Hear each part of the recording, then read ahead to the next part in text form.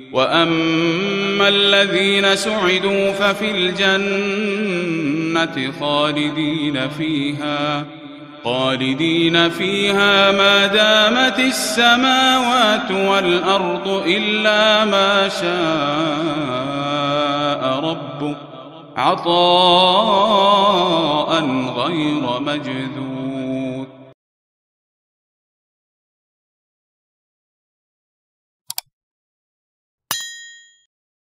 بسم اللہ الرحمن الرحیم نحمدہ ونصلی علی رسولہ الکریم اما بعد. محترم دوستوں اور بزرگوں، جیسا کہ آپ کو معلوم ہے، میں جادو کے سلسلے میں اسلام ہم کو کیا تعلیمات دیتا ہے اس بارے میں دین کی باتیں عرض کر رہا تھا. گزشتہ میں نے کئی حدیثوں کے سہارے آپ کو یہ بات بتائی کہ جادو کرنا حرام ہے. رسول اللہ صلی اللہ علیہ وسلم نے جادو کو ایک بری نگاہ سے دیکھا ہے، اور ہمارے فقہا نے بھی اپنی کتابوں کے اندر یہی حکم لکھا کہ جادو کون سی قسم کا بھی ہو حرام ہے، کرنا بھی حرام ہے، سیکھنا بھی حرام ہے، کسی دوسرے کو سکھانا بھی حرام ہے. اسی طرح کوئی جادو کرتا ہے تو اس کے جادو کی تصدیق کرنا بھی حرام ہے. یہ ہمارے فقہا نے اپنی کتاب میں باقاعدہ حکم لکھ رکھا ہے اس کا، اس لیے کہ جادو باطل ہے اور حق کا مقابل ہے. اس وجہ سے شریعت اس کو کسی کل پسند نہیں کر سکتی. ایک گھڑی کے لیے بھی شریعت جادو کے اوپر راضی نہیں ہو سکتی. اللہ تعالیٰ نے اس کو حرام ٹھہرایا ہے. پھر اگر اس کے ساتھ کوئی ایسی چیز بھی شامل ہو جاتی ہے جو انسان کو کفر کے میدان میں پہنچا دے تو حرام ہونے کے ساتھ ساتھ پھر وہ کفر بھی بن جایا کرتا ہے. جیسے زبان سے ایسے کلمات پڑھنا کہ جس میں اللہ تعالیٰ کے ساتھ کسی کو شریک ٹھہرانا لازم آتا ہو، تو اس طرح سے جادو کرنے والا آدمی حرام کام کرنے کے ساتھ ساتھ کفر کا بھی کام کرنے والا ہے. یہ آدمی کافر بھی ٹھہرایا جاوے گا. بہت سی چیزیں ایسی شامل ہو جاتی ہیں زبان کے ذریعے سے جو انسان کو دائرہ ایمان سے باہر کر دیتی ہیں. اور ہمارے علماء نے لکھا ہے کہ اکثر جادو کے جو طریقے ہیں وہ کفر و شرک کے بغیر پورے نہیں ہوتے. اس میں آدمی کو شرک کرنا ہی پڑتا ہے اور کفر لازم ہی ہے سمجھو. تو ظاہر ہے کہ کوئی آدمی ایسے کلمات بولے گا جس میں اللہ کے ساتھ کسی اور کو بھی شریک ٹھہرانا لازم آتا. علماء نے فرمایا ہے کہ یہ آدمی حرام کام کرنے والا بھی ہے اور کافر بھی ہے. اسی طرح اگر کوئی آدمی یہ سمجھتا ہے کہ میرے جادو کی ذاتی تاثیر ہے، حالانکہ دنیا میں کچھ بھی ہوتا ہے، میں اگر یہاں گھڑی رکھوں اور پکڑوں تو پکڑی میں نے، لیکن اللہ تعالیٰ نے تاثیر رکھی تو میں پکڑ پایا. ہم لوگ سبب کے درجے میں ہیں، اصل فیصلہ اور تقدیر اللہ کی ہے. ویسے جادو سے بھی جو کچھ دکھائی دیتا ہے یہ سب اللہ تعالیٰ نے ان کو ڈھیل دے رکھی ہے. مگر کوئی آدمی یہ سمجھنے لگے کہ میں ہی اس کام کو کرنے والا ہوں اور میری ہی تاثیر ہے، اللہ کی کوئی تاثیر نہیں، تو پھر ایسا جادوگر بھی دائرہ ایمان سے باہر نکل جاوے گا. اسی طرح علماء نے یہ بھی لکھا ہے کہ اگر کوئی جادو کرنے کے اندر ساتھ میں یہ بات شامل کر لے کہ اس کا اعتقاد ہی یہ ہو جائے کہ شیطان میری مخلوق ہے اور میرے چاہنے کے مطابق وہ کام کرتے ہیں، تو یہ آدمی بھی دائرہ ایمان سے باہر ہو جاوے گا. اس لیے کہ اللہ کے علاوہ کوئی خالق نہیں. چاہے شیطان ہو، سانپ ہو، ان سب کا بھی پیدا کرنے والا تو اللہ ہی ہے. تو جادوگر اگر یہ سمجھے کہ میرے پیدا کردہ مخلوق ہیں یہ اور میری چاہت کے مطابق کام کرتے ہیں، تو یہ آدمی بھی دائرہ ایمان سے اپنے جادو کی وجہ سے باہر نکل جاوے گا. بہرحال جادو میں اگر کوئی کفر کی وجہ شامل ہو جاتی ہے تو اس صورت کے اندر ایسا جادوگر حرام کام کرنے والا بھی اور دائرہ ایمان سے باہر نکل جانے والا بھی ہے. یہاں رک کر ایک بات یہ سمجھنی چاہیے، دنیا میں خلاف عادت جو چیزیں ہوتی ہیں وہ تین قسم کی ہیں. عادت کے خلاف جو چیز ہوتی ہے جادوگر یہی کرتا ہے. ایک آدمی آپ کو یہاں بیٹھا ہوا دکھائی دے گا، وہ اپنے منتر کی وجہ سے آپ کی آنکھ پر ایسا پردہ ڈال دے گا کہ تھوڑی دیر آپ کو محسوس ہوگا کہ نہ کرسی ہے اور نہ آدمی ہے. یہ عادت کے خلاف ہے. آدمی بیٹھا تھا ایک دم چلے جانے کے بغیر کیسے غائب ہو گیا؟ یہ عادت کے خلاف چیز ہے، اور عادت کے خلاف چیزیں 3 قسم کی ہیں۔ پہلی قسم تو معجزہ، نبی سے بھی ایسی چیز سرزد ہوتی ہے۔ آپ نے کبھی نہیں دیکھا کہ پتھر میں سے جو ہے کوئی جانور نکلا ہو، لیکن حضرت صالح علیہ نبینا علیہ الصلوۃ والسلام کو اللہ تعالیٰ نے معجزہ دیا تھا۔ کفار کا کہنا تھا کہ چلو اگر تم نبی ہو تو کوئی ایسی عادت کے خلاف بات سرزد کر کے دکھاؤ جو کوئی نہ کر سکے، تو اللہ تعالیٰ نے حضرت صالح علیہ نبینا علیہ الصلوۃ والسلام کو معجزہ عطا فرمایا۔ ان کے اشارے کے اوپر پہاڑ میں سے اونٹنی نکلی، سب کی آنکھوں نے دیکھا کہ پتھر میں سے اونٹنی پیدا ہو کر باہر آ رہی ہے۔ تو یہ ایک نبی کے ہاتھوں انجام پانے والا معجزہ ہے، اس کو معجزہ کہا جاتا ہے۔ کوئی آدمی نبوت کا دعوے دار ہو اور نیک صالح ہو، اللہ تبارک و تعالیٰ کے اور بندوں کے اور مخلوق کے تمام کے حقوق کو ادا کرنے والا ہو، اور اللہ تعالیٰ اس آدمی کے ہاتھ پر کوئی خلاف عادت چیز سامنے لا دے، تو پھر اس کو معجزہ کہتے ہیں۔ معجزہ صرف نبی کے ہاتھوں ہوتا ہے، نبی کے علاوہ کسی اور کے ہاتھ سے خلاف عادت جو چیز ہو اس کو معجزہ نہیں کہا جاتا۔ اور آپ کو معلوم ہے نبی اکرم صلی اللہ علیہ وسلم پر نبوت کا سلسلہ ختم ہو چکا ہے، اس لیے اب کے بعد کوئی نیا نبی آنے والا نہیں ہے۔ تو آج خلاف عادت کام کوئی کرے اور اپنی نبوت کا دعویٰ کر کے کرے تو بھی اس کو نبی نہیں کہا جائے گا، بلکہ وہ آدمی کافر ہوگا اپنے نبوت کا دعویٰ کرنے کی وجہ سے۔ تو اس کو معجزہ کہا جاتا ہے، وہ جو نبی کے ہاتھ سرزد ہوتا ہے۔ خلاف عادت چیز ایسی سرزد، آپ صلی اللہ علیہ وسلم سے بھی کتنے معجزے ہیں، کتابوں کے اندر آپ کے معجزے کا ایک مستقل ٹاپک قائم کیا گیا ہے۔ دسیوں معجزات آپ صلی اللہ علیہ وسلم کے ہاتھوں سرزد ہوئے ہیں۔ ایک مرتبہ مسلمانوں کی جماعت جا رہی تھی جس میں آپ بھی تشریف فرماتے، پانی کی ضرورت ہوئی، آپ نے اپنی انگلی مبارک رکھی تو انگلی سے جو ہے پانی ابلنا شروع ہوا اور سب لوگوں نے سیراب ہو کر پیا۔ اب ایسا نہیں ہوتا کہ ایک آدمی کی انگلی سے پانی اور چشمے کی طرح پانی نکلے، یہ خلاف عادت چیز ہے، مگر رسول اکرم صلی اللہ علیہ وسلم چونکہ اللہ کے رسول بھی ہیں، آپ نے دعوی رسالت بھی فرمایا اور اللہ تعالیٰ نے آپ کی تائید کے اندر یہ معجزہ آپ کو عطا فرمایا۔ علماء نے لکھا ہے کہ دنیا کا سب سے بہترین پانی بعض علماء کہتے ہیں زمزم ہے، لیکن دوسرے بعض علماء کہتے ہیں کہ نہیں، اس سے بھی زیادہ متبرک پانی وہ ہے جو آپ صلی اللہ علیہ وسلم کی انگلی مبارک سے نکلا تھا۔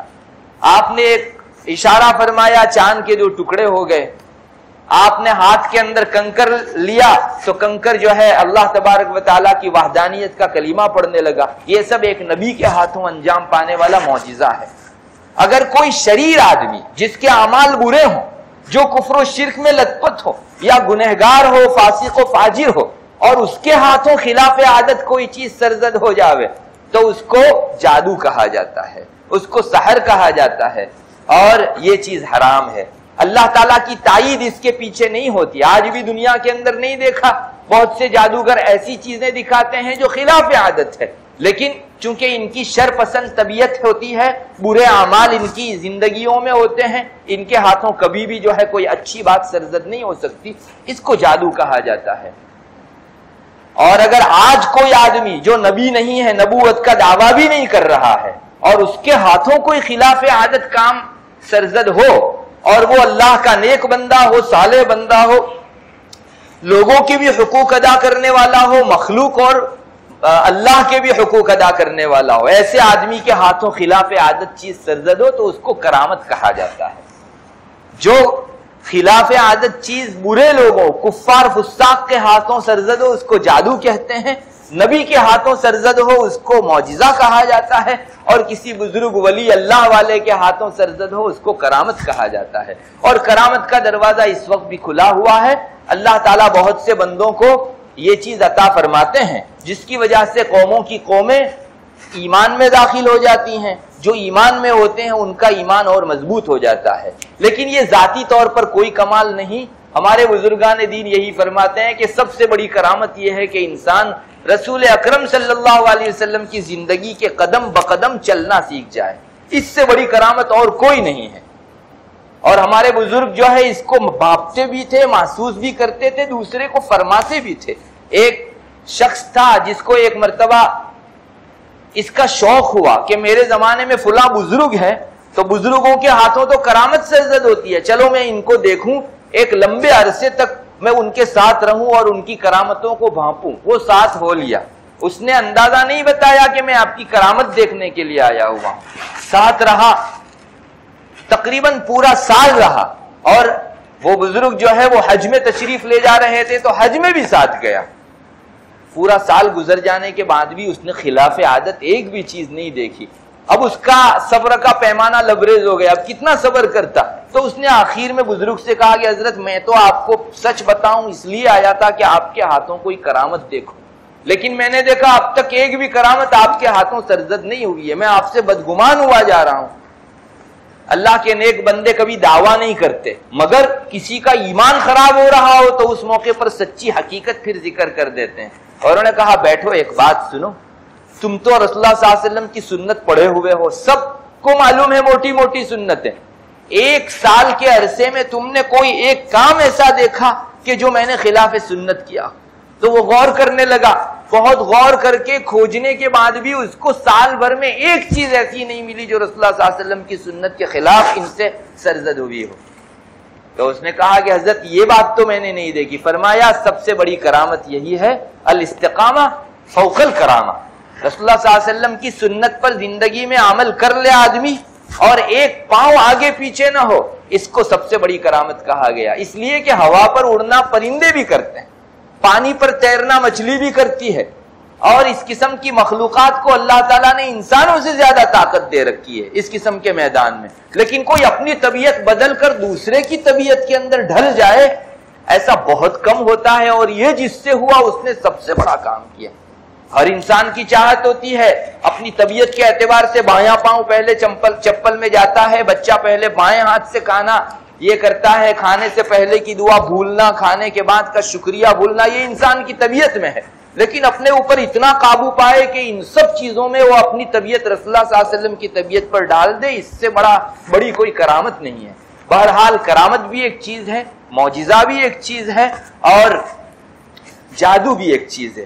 اللہ کے بہت سے بندے وہ تھے جو حرم شریف تشریف لے جاتے تھے تو کعبۃ اللہ ان کے استقبال کے لیے آتا تھا، لوگوں کی آنکھیں دیکھتی تھی کہ کعبہ چلا اور ان کو استقبال کر کے لے گیا۔ یہ کرامت کے طریق پر جو ہے ہو سکتا ہے، کوئی مشکل نہیں۔ کرامات الاولیاء حق، ہمارا تو ایمان ہے کہ اولیاء کے ہاتھوں کرامت کا سرزد ہونا یہ برحق ہے، کوئی خلاف چیز نہیں ہے۔ البتہ جادو حرام ہے، اگر اس میں کفر کی کوئی وجہ شامل ہو جاتی ہے تو پھر جو ہے وہ آدمی کافر بھی ہو جاوے گا۔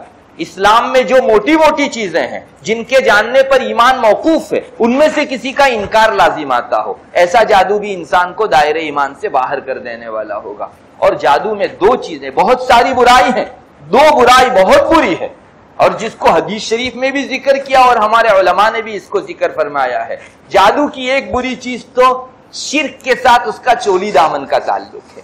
چنانچہ حضرت ابو ہریرہ رضی اللہ تعالیٰ عنہ کی روایت ہے، نبی اکرم صلی اللہ علیہ وسلم کا وہ ایک ارشاد نقل کرتے ہیں، آپ نے فرمایا کہ جو آدمی گانٹھ مار کر گرہ لگا کر اس پر جھاڑ پھونک کرے، اس آدمی نے سحر کیا، اور جس آدمی نے سحر کیا، جادو کیا، وہ اس آدمی نے شرک کیا۔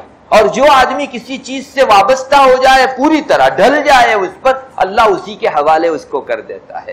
یہ تین جملے آپ نے ارشاد فرمائے۔ یہ جتنے بھی جادو کرنے والے لوگ ہیں وہ دھاگے ہی کے اوپر جو ہے گرہ مار کر، یا بال کے اوپر یا مختلف چیزوں پر گرہ مار کر جو ہے اس پر دم کرتے ہیں، اور شرک پڑھ کے دم کیا کرتے ہیں۔ یہ آپ صلی اللہ علیہ وسلم نے فرمایا کہ جس نے ایسا کام کیا اس نے شرک کیا، اور جس نے شرک کیا اللہ تبارک و تعالیٰ کی نگاہ سے وہ گر گیا۔ اور آخر میں یہ بات آپ نے ارشاد فرمائی کہ جو کسی چیز پر پوری طرح ڈھل گیا اللہ اسی کے حوالے کر دیتا ہے۔ جادو کا بیان اور اس کے ساتھ یہ آخری ٹکڑا علماء فرماتے ہیں اس لیے جوڑا گیا کہ جس نے ایک مرتبہ جادو کا سہارا لیا اس کا پورا توکل اللہ سے ہٹ کر جادو پر ہی ہو جاتا ہے۔ اس لیے آپ نے ان دونوں چیزوں کو جوڑ دیا۔ اللہ ہماری حفاظت فرماوے۔ آدمی نے جادو کو سب کچھ سمجھ لیا، جو اللہ کو بھول گیا وہ آدمی مومن باقی کیسے رہ سکتا ہے؟ اس لیے جادو کی ایک بری چیز اس میں شرک لازم آتا ہے، اور دوسری بری چیز ہے جادو ہمیشہ تکلیف پہنچانے ہی کے لیے ہوا کرتا ہے، اس سے کبھی کسی کا بھلا نہیں ہوا۔ اگر اس میں کوئی بھلائی ہوتی، نافعیت ہوتی، دوسرے کو فائدہ پہنچانے کی چیز ہوتی تو شریعت حرام نہ ٹھہراتی۔ اس لیے جادو ہمیشہ دوسرے کو تکلیف پہنچانے ہی کے لیے ہوتا ہے۔ اسی لیے ہمارے علماء نے مسئلہ لکھا ہے اپنی کتابوں کے اندر کہ اسلامی سلطنت ہو اور اگر اس میں اس طرح کا کوئی جادوگر پکڑا جائے کہ جو اپنے اقرار سے جادوگر ثابت ہو یا لوگوں کی گواہی قائم کرنے کی وجہ سے، جنہوں نے آنکھ سے دیکھا ہو، کسی عامل کے بتانے سے کوئی جادوگر اسلام میں ثابت نہیں ہو جاتا۔ ایک بات یہ طے کر لیجئے، کسی عامل نے آپ کو نام دے دیا، ہرگز وہ جو ہے آپ اس کی طرف نسبت نہیں کر سکتے، مگر جس نے اس کو جادو کرتے ہوئے دیکھا، ایسے دو گواہ قائم ہو جاوے، ایسے جادوگر کی سزا اسلام میں قتل ہے، اس کو زندہ نہیں رہنے دیا جاتا اگر اسلامی سلطنت موجود ہو تو۔ بادشاہ کا فرض ہے کہ ایسے آدمی کو جینے نہ دیا جائے، اگر وہ توبہ کرتا ہے تو توبہ بھی قبول نہیں کی جاوے گی، اس وجہ سے کہ یہ موذی ہے، دوسرے کو تکلیف دینے والا آدمی ہے، اور اسلام میں جو دوسرے کو تکلیف بار بار دینے والا ہو، جس کی طبیعت ہی تکلیف دینا بن گئی ہو، وہ چاہے لاکھ ایمان لائے اور چاہے لاکھ توبہ کرے، اس کو قتل ہی کیا جاتا ہے۔ یہ ڈاکو جو لوگ نکلتے ہیں اور ان کا دھندا ہی یہ ہے کہ دوسروں کو مار ڈالتے ہیں، مال لوٹ لیتے ہیں، قرآن نے ان کی سزا سنا دی کہ ان کو قتل کرو، یہ ایماندار ہو تو بھی ان کو مارو، اس لیے کہ یہ سانپ کے درجے میں ہے، اور سانپ کہیں نکل آوے، آپ نماز میں بھی ہو تو مارنے کا حکم ہے، اس کو زندہ مت چھوڑو، اس کو مار ہی دو تاکہ کسی اور کو اور آپ کو تکلیف نہ پہنچاوے۔ تو اس کی سزا ہی قتل ہے۔ اس سے اندازہ ہوتا ہے کہ اسلام اس کو کتنی بری نگاہ سے دیکھتا ہے۔ بہرحال یہ چند چیزیں ہیں، کرامت ہے، معجزہ ہے اور جادو ہے، ان سب چیزوں میں فرق کرنا ضروری ہے، اور جادو کبھی بھی کامیاب نہیں ہوتا۔ قرآن کریم میں اللہ تعالیٰ نے اعلان فرمایا لا یفلح الساحر حیث اتى، جہاں جادوگر آوے گا ناکامیاب ہی ہوگا ہمیشہ۔ علامہ شامی نے ایک واقعہ لکھا ہے، ایک صوفی بزرگ تھے، ان کا ایک مرتبہ جو ہے ایک براہمن سے مقابلہ ہوا، اور مقابلہ کس طرح، وہ بھی خلاف عادت چیز کیا کرتا تھا، کچھ پڑھتا تھا اور اڑ جاتا تھا، تو لوگوں کو جو ہے وہ اپنی طرف مائل کرنا چاہتا تھا۔ تو وہ بزرگ سامنے ہو گئے، وہ جو براہمن تھا اس نے کچھ پڑھ کے اڑنا شروع کیا، بزرگ نے توجہ، یہ بھی صاحب کرامت تھے، انہوں نے توجہ ڈالی، ایک جوتا اٹھا اور اس کو جو ہے مارنے لگا، اتنا مارا کہ وہ بزرگ کے سامنے آ کر اونھے منہ گر گیا، اور سب لوگوں نے دیکھا کہ حق غالب ہے اور جادو جو باطل ہے وہ مغلوب ہے، اس لیے وہ کبھی بھی کامیاب نہیں ہو سکتا۔ ہمارے رب کا فرمان ہے انہ لا یفلح الساحر حیث اتى، جہاں کہیں آئے جادوگری کو جو ہے کبھی بھی کامیابی نہیں ہے۔ یقین رکھنا چاہیے، کچھ تکلیف وقتی طور پر کسی کو ہو جائے، ورنہ ناکامیابی جادو ہی کے حصے میں گئی ہے۔ اللہ تبارک و تعالی ہم سب کو جو ہے اسلامی تعلیمات پر جو ہے عمل کی توفیق مرحمت فرماوے۔ وآخر دعوانا